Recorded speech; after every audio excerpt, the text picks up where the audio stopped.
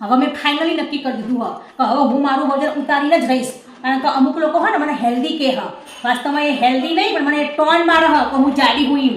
હમણાં હા ને લપ કરવાનું બંધ કર્યું હું કરે એમને હંગાત લપ કરવામાં હા ને મારું 100 ગ્રામ વજન ઓછું થઈ જાય. કરવું જ નહીં કોઈ લપ.